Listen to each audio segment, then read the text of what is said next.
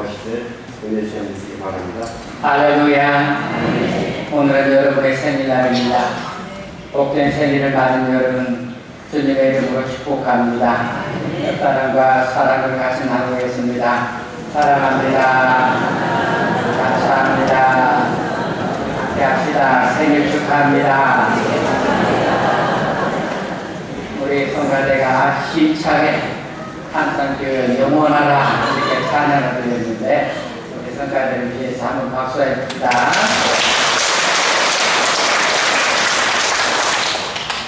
여러분 창립 89주년에 주님의 은혜가 여러분과 함께하기 바랍니다.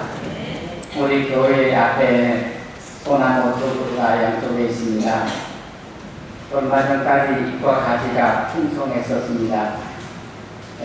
나무를 한번 손을 봐야 되겠다는 생각이 들어서 우리 이상희 장로님한테 저 나무 좀 손 좀 봐야 되겠네요 했더니 장로님이 송원산을 모시다가 도구로의 소나무를 전지 작업을 했습니다. 그런데 전지 작업을 결과를 보니까 나무가 갑자기 쏠쏠해졌어요. 휑해졌습니다. 저보다 좀 보기가 못해진 느낌이 들어서 휑해졌어요. 좀 약간 서운했습니다. 나무를 보기가 전지 작업을 하기보다 좀 못해졌다는 느낌이 들었어요. 마치 이발을 잘못해놓은 사람처럼 말입니다. 전지한 나무를 보면서 제가 이상희 장로님하고 얘기를 나눴습니다. 장로님, 제가 생각한 것보다 나무를 많이 배워냈네요 했더니 장로님이 하시는 말씀이 정원사가 말하기를 나무는 다듬는 것이 아니라 배워내는 것이다 하였답니다. 나무는 다듬는 것이 아니라 배워내는 것이다 하였답니다. 나무는 다듬으면 죽는 것이라서 나무는 다듬으면 죽는 것이라서 배워내야 나무가 살아난다 하였습니다. 나무는 다듬으면 죽는답니다. 그냥 이쪽에 고기 이렇게 살살살살 다듬으면 저는 그걸 바랬는데 이 정원산 나와서 나무를 그냥 싹둑싹둑 베어내는 거예요. 그런데 나무는 이렇게 살살 다듬으면 나무가 죽는다는 거예요. 아깝다고 살짝 다듬기만 하면 나무의 형태, 수형이 나빠진다는 것입니다. 과감하게 잘라내는 것이 잠시 보기에는 안 좋고 아까워 보이기도 하지만 그게 나무의 수형, 형태를 살리는 길이라는 것입니다. 사실 우리 삶을 보면 아까워서 버리지 못해 들고 있는 것들이 많습니다. 그것은 결국은 짐이 되고 있습니다. 내가 아까워서 끈을 끓이고 사는 것들이 결국은 집안을 오래 어지럽히고 짐이 되는 경우를 우리는 많이 봅니다. 교회가 교회다워지려면 교회답지 못한 부분은 과감하게 잘라버리는 것이 필요합니다. 교회가 교회다우려면 교회답지 못한 부분, 교회가 역사 속에 자라오면서 불필요한 부분, 이런 것들은 과감하게 잘라버리는 것이 교회를 위해서 필요하다는 것입니다. 그런데 그렇게 과감하게 잘라버리지 못하고 교회는 항상 다듬기만 해왔습니다. 교회가 항상 다듬기만 하고 그러다 보니 수령이 어그러져서 쓸모없이 된 나무가 되는 것처럼 교회가 역동적인 능력을 상실한 교회가 되게 됩니다. 한산교회 성도들은 대부분 자신을 긍정합니다. 여러분께서는 여러분의 교회를 스스로 좋은 교회라고 생각하는 분들이 훨씬 많습니다. 여러분의 교회를 좋은 교회라고 다들 그렇게 생각하십니다. 하지만 그것만으로는 교회가 세워지지 않습니다. 우리에게도 우리를 아름답게 만들기 위해서 과감하게 잘라버려야 될 것이 있습니다. 우리가 살아오면서 이루어진 습성들, 그리고 관성을 가진 일들이 있습니다. 어느 조직이든지 간에 오래두면 모두 개혁의 과제에 부딪힙니다. 모든 조직이, 모든 살아있는 것들이 사실 세월이 오래가면 개혁의 과제에 다 부딪힙니다. 그 개혁의 과제 앞에서 과감하게 참관하지 못하고 적당히 다투면 결국은 전체를 버리게 되는 경우가 많습니다. 개혁해야 할 때 개혁을 안 하고 적당히 다투면 결국은 내부에서 스스로 약해져서 버리게 되는 경우도 많은 것입니다. 우리도 새 교회가 되기 위해서는 스스로 자신을 개혁해야 할 과제들이 있는 것입니다. 큰 목표를 가진 사람들은 작은 것들을 희생하는 법입니다. 목표가 큰 사람은요, 작은 것들은 버리는 것입니다. 왜냐하면 큰 게 있기 때문에 작은 것들은 잘라내는 것입니다. 작은 것에 연연하는 사람은 결코 큰 것을 이룰 수 없습니다. 그것은 교회도 마찬가지입니다. 교회가 참된 것을 목표로 한다면 사소한 것들을 이겨내야 합니다. 그러나 사소한 것들에 빠져 있어서 그래도 큰 것을 이루지 못하면 교회가 생명력이 약합니다. 역동력이 사라지게 되는 것입니다. 오늘 우리 창립주일에 주님의 말씀을 읽었습니다. 이 말씀이 우리를 향한 주의 말씀이 되기를 주의 이름으로 축원합니다. 한번 따라서 합시다. 교회는 하나님의 교회입니다. 여러분 15절 말씀 읽겠습니다. 15절입니다. 같이 읽습니다. 만일 내가 지체하면 너로 하여금 하나님의 집에서 어떻게 행하여야 할지를 알게 하려 하느니 이 집은 살아계신 하나님의 교회 진리의 기둥과 선이라. 먼저 사도는 교회를 가리켜 하나님의 집이라고 말하고 있습니다. 여러분 이 세상에서 사람에게 가장 안정과 평화를 주는 곳이 집입니다. 세상 어디 가도 내 집처럼 편한 곳은 없습니다. 여러분의 집에서 여러분이 발 뻗고 누워도 말할 사람 아무도 없습니다. 여러분이 벌 꺼벗고 있어도 누가 홍보할 사람 아무도 없습니다. 집이 주는 편안함입니다. 그 집이 무슨 고대광실 좋은 집이 아니라고, 펄방 내방 한 칸이라고 그것이 내게 주는 편안함은 세상의 어느 곳에서도 줄 수 없는 것입니다. 교회를 집이라고 말씀하시는 것은 교회가 모든 성도들에게 안정과 평화, 생명을 주는 곳이어야 한다는 말씀입니다. 교회는 여러분의 집입니다. 교회는 여러분에게 평안을 주고 안정을 주고 치유와 회복을 주는 것이 교회라는 말씀입니다. 세상살이가 힘들어서 교회에 나왔습니다. 사는 게 힘들어서 교회에 나왔어요. 마음이 아파서 교회에 나왔어요. 견딜 수 없어서 의지할 곳이 없어서 의지를 하고자 교회를 나왔어요. 그런데 교회에서 평화를 얻지 못하면 어디를 가겠어요? 교회에 의지하고 싶어서 교회에 나왔어요. 그런데 교회가 의지할 곳이 못 되면 세상에 어디 가서 마음에 위로와 평화를 얻겠습니다. 그러니 교회는 모든 사람에게 위로와 평화의 집이 되어야 하는 것입니다. 사람이요 허름한 집이라도 자기 저 집이 비싼 호텔보다 더 좋은 것입니다. 편한 거예요. 호텔이 잠시는 편할 수 있지만 사람에게 편안함을 주는 것은 자기 집인 것입니다. 그래서 교회는 사람에게 평안을 주는 집이 되어야 하는 것입니다. 그래서 교회를 집이라고 말씀하십니다. 교회는 집이다. 무슨 집? 하나님의 집이다. 이것이 영원토록 한산교회 이상이 되기를 주의 이름으로 축원합니다. 한산교회는 영원히 분란이 없고 다툼도 없는 평안의 집이 되기를 주의 이름으로 축복합니다. 교회가 모든 성도들의 영혼의 집이요 영원한 집이 되기를 주님의 이름으로 축복합니다. 다음에 여러분 이 집은 하나님의 교회라고 말씀합니다. 사랑하는 여러분 교회의 주인은 예수 그리스도인 줄로 믿으시길 바랍니다. 예수님 마태복음 18장 16장 18절에서 내가 이 반석 위에 내 교회를 세운다 하셨어요. 교회는 주님이 세우신다는 것입니다. 주님은 내 교회를 세우리니 하셨어요. 교회의 소유권이 주님께 있다는 것입니다. 그러므로 하나님의 교회라는 말씀은 교회가 하나님의 것이며 하나님의 뜻을 이루는 교회가 되어야 한다는 것입니다.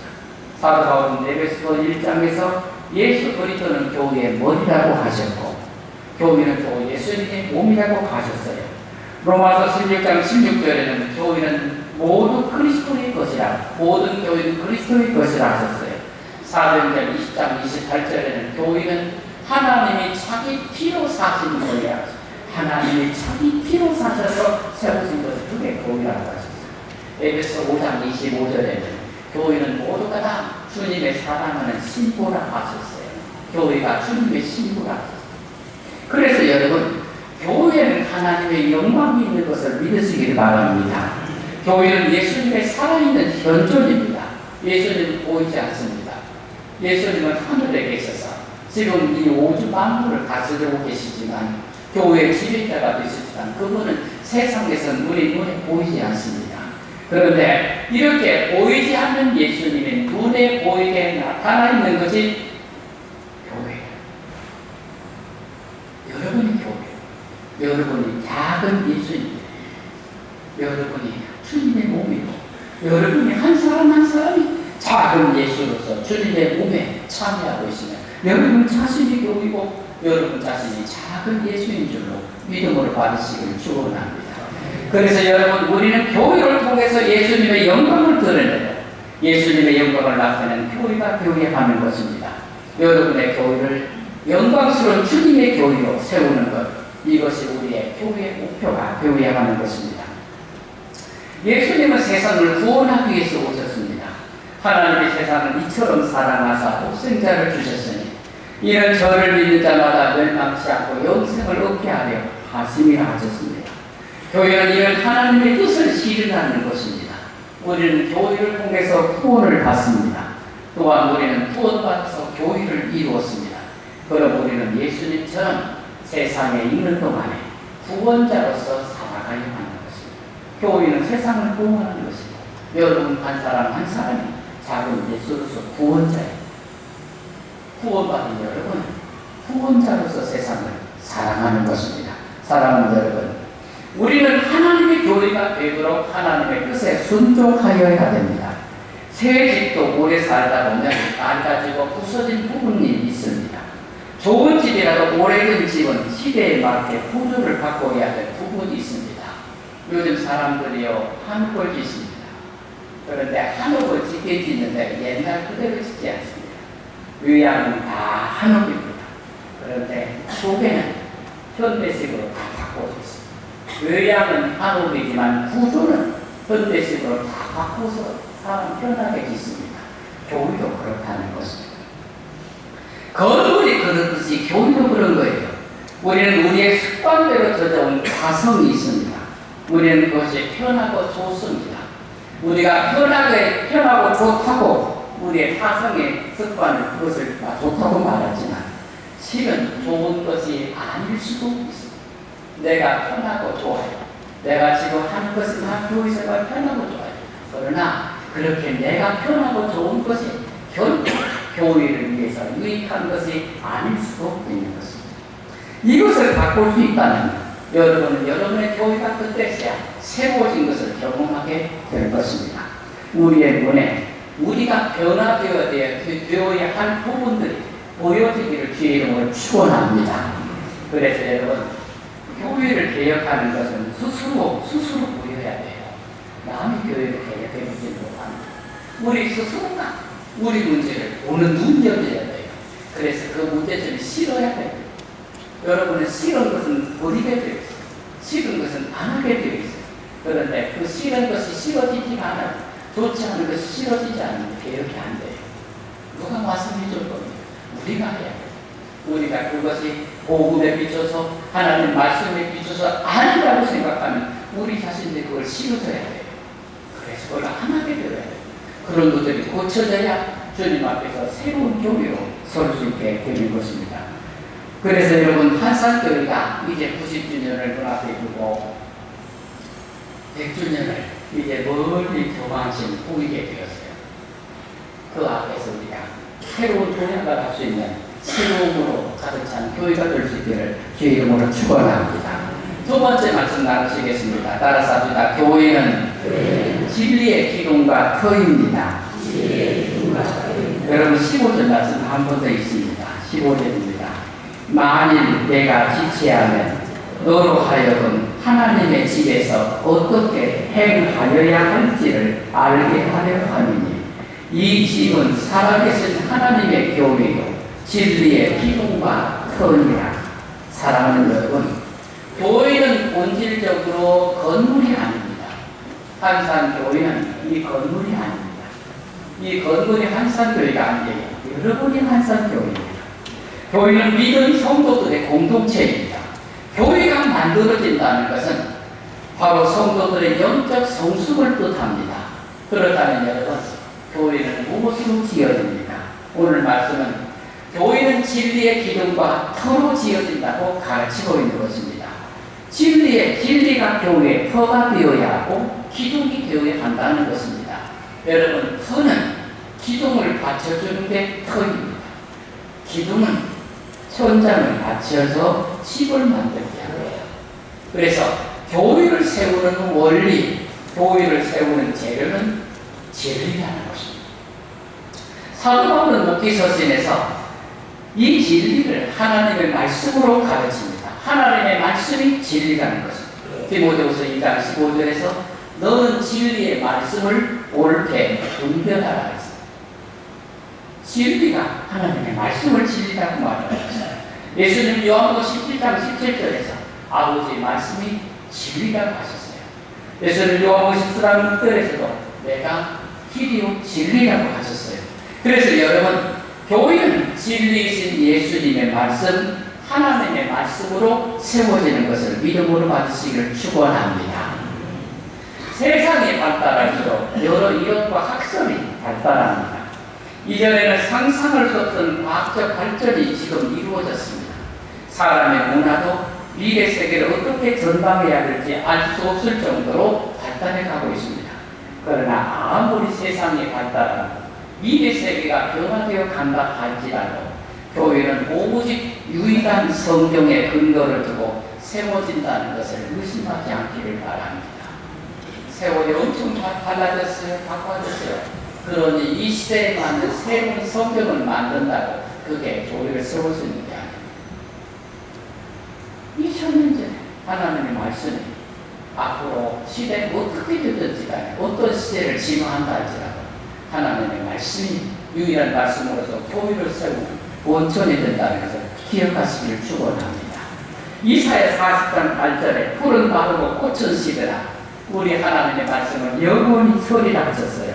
베드로전 1장 24절 25절 말씀, 모든 육체는 풀과 같고 그 모든 영광은 풀의 꽃과 같으니 풀은 마르고 꽃은 떨어지되 오직 주의 말씀은 세세토록 있도다 하였으니 너희에게 전한 복음의 곧 이 말씀이니라 하셨어요. 이 말씀들에서요, 앞에 말씀들에서 풀과 꽃은 인간의 문명을 상징합니다. 풀은 마르고 꽃은 떨어지고 풀과 꽃은 인간의 세상 문명을 상징하는 거죠. 인간의 모든 사상과 사고, 문화와 문명은 풀과 꽃처럼 한 시대를 풍미하다가 사라질 것입니다. 우리는 과거에 수도 없이 많은 문명과 문화, 사상과 사조를 보아왔습니다. 지금도 이 시대의 사조가 이 시대를 주름닫는 것처럼 보입니다. 그렇게 보는 사람들은 이렇게 세상이 발전하고 교회는 낙후되었으니 하나님의 말씀은 이제는 폐기할 때가 되었다고 말할지도 모릅니다. 성경은 이제 이 시대에 안 맞는 것이라고 말할지도 모릅니다. 그러나 성경은 말합니다. 인간은 잠시 있다가 사라지는 존재입니다. 인간은 잠시 있다가 사라지는 존재. 하물며 그가 주장하는 주의 주장들이 얼마나 오래 갈 것입니까? 오직 하나님의 말씀 모든 시대를 통해서 영원히 존재하는 것입니다. 그러므로 교회는 그 어떤 시대 통조가 와도 여러분이 하나님 말씀 위에 선다는 것을 믿으시길 축원합니다. 세상이 천만 번 변해도 하나님의 말씀은 영원히 있을 것입니다. 교회는 그 말씀 위에 진리로 세워지게 되는 것입니다. 교회는 말씀을 사랑하고 말씀을 먹고 마시며 영적인 성장을 하는 성도들 안에서 영원히 아름답게 설 것입니다. 교회는 진리의 기운과 터인 것입니다. 사랑하는 여러분, 여러분이 이렇게 사랑하는 간산교회가 주님의 참교회가 되기를 소망합니다. 여러분이 교회를 사랑하고 여러분이 교회를 소중히 여기고 있습니다. 이것은 귀한 것입니다. 많은 성도들, 여러 교회 성도들이 자신의 교회에 대해서 자긍감이야.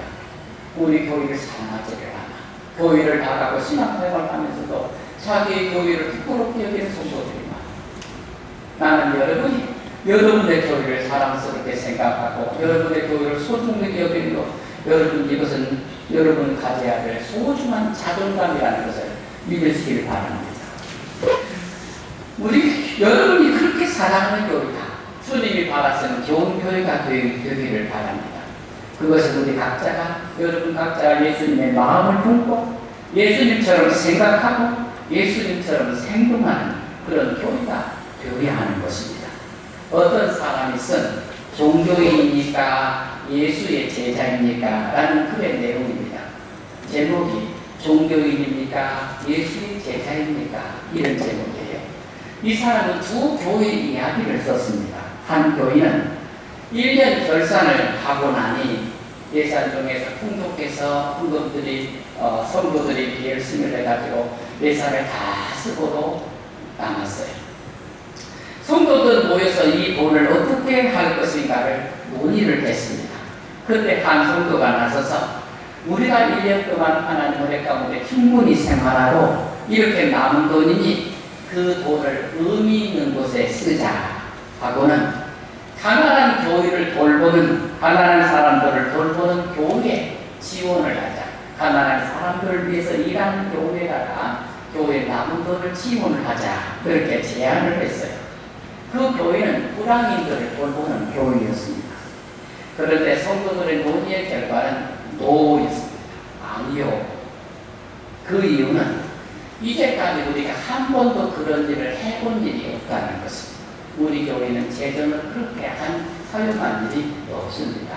그 이유로 노했다는 것입니다. 다른 교회의 예를 들었습니다. 이 교회는 전교인 수련회를 가려고 모든 준비를 다 마쳤습니다. 그런데 그날 밤에 엄청난 비가 와서 수련회를 가려고 했던 지역에 수련회를 가서 막 올라갔는데 그 가려고 했던 지역에 그냥 수해가 나버리고 밤새 수해가 났어요. 그러다 이 목사님은 즉각 수련회 계획을 변경했습니다. 수해 복구를 도우러 가는 걸로 수련회를 바꿨어요. 물론 수련 예산은 전액 수해 복구 및 구조 활동비로 썼습니다.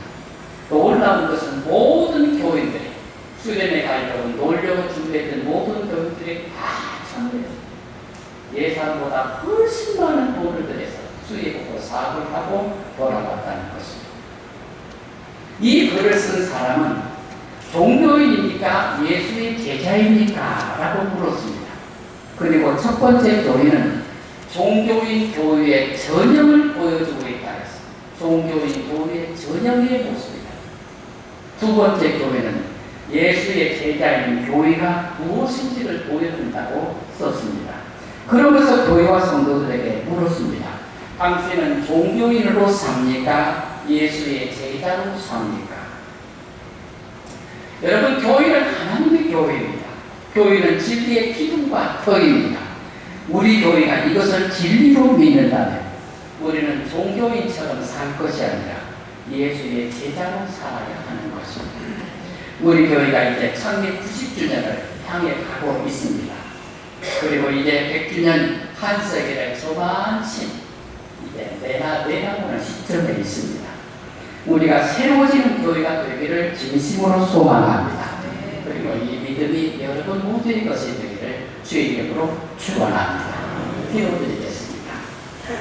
하나님 아버지, 우리가 교회를 사랑합니다. 한산교회를 사랑하는 모든 성도들의 마음에 항상 교회를 생각할 때마다 가슴이 뜨겁고 눈물을 흘리고 교회를 위해서 기도하는 그 마음을 하나님 받으시고 교회를 쓸고 닦고 보살피며 섬기는 그 모든 수고를 하나님 영광을 받으시기를 기도합니다. 이렇게 교회를 사랑하는 마음 그 뜨거운 열정이 참다운 교회를 이어가는 동력이 되게 하여 주시옵고 우리 교회가 이 시대에 이 지역사회에 꼭 필요로 하는 참다운 교회로 서갈 수 있도록 도와주시옵소서. 예수님 이름으로 기도드립니다. 아멘.